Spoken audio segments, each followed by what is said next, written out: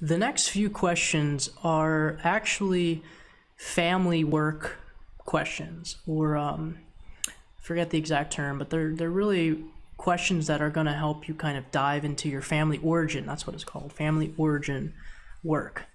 It really kind of helps give you a new perspective of how you perceive your own family members and what kind of things were going on with them. And it helps you kind of reflect on why you might think the way you think because of your parents. So that being said, which parent had more control and a higher status in the family, and why? So what does that mean exactly?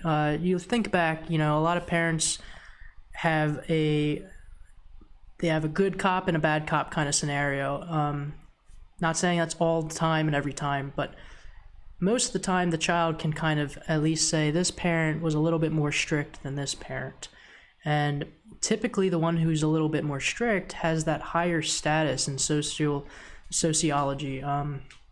So try and think about that, and try not to think too hard about it, but put whatever you start to feel immediately, because that your emotions are going to help pull from your subconscious and kind of give you the answer without even needing to think. Also explain a little bit why. Number 2 is who were you more afraid of, and why? This is again another question to help you kind of think about why you were afraid of the parent and how that might play a role in your perspective today. The third question that we're going to go over is,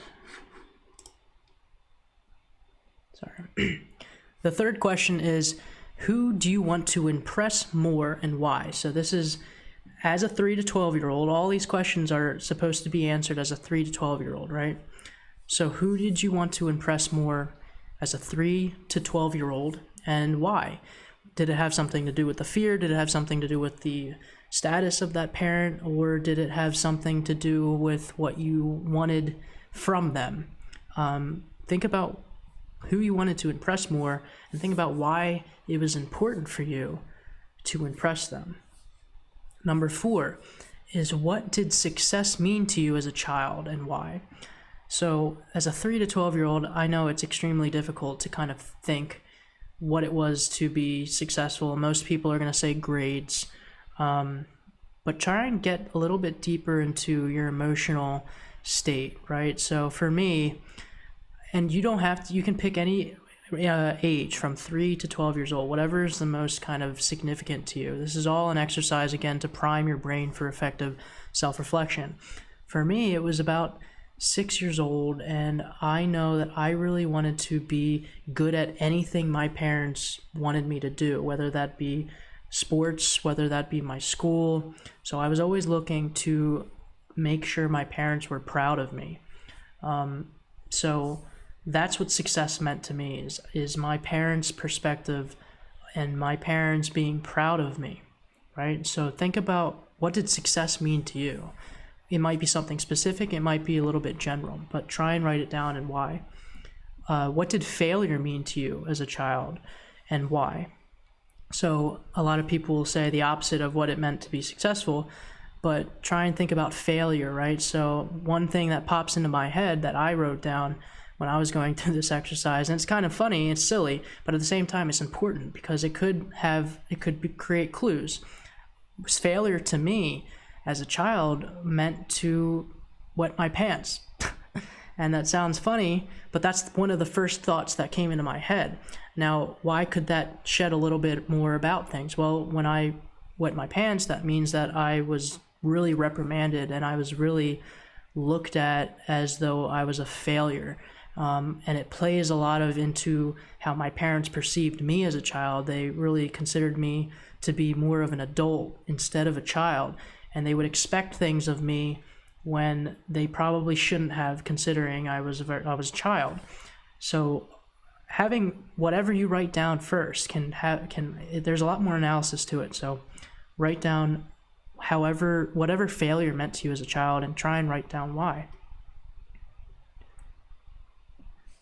So the next section of this is really the same questions from what we went through, as a child from 3 to 12, only from 13 to 18.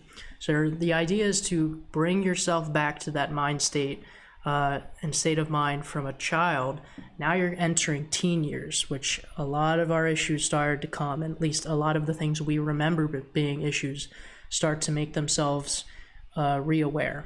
So think back 13 years old, 14, 15, 16, 17. Some of us got our license around 17, 18, we're considered an adult. Whichever one you consider to identify with the most. Whatever one age you want to kind of focus on, pick it. Again, don't think too hard about it, but start to bring yourself back into that mind state and back into whatever age you want to focus on, and go through the lessons, the questions that we just went through in the last section, and do the same thing. Certainty, variety, significance, connection and love, growth and contribution. Rank them 1 to 6 to figure out which one was more important and most important as a teenager. Answer all the questions underneath. I believe they should be all the same.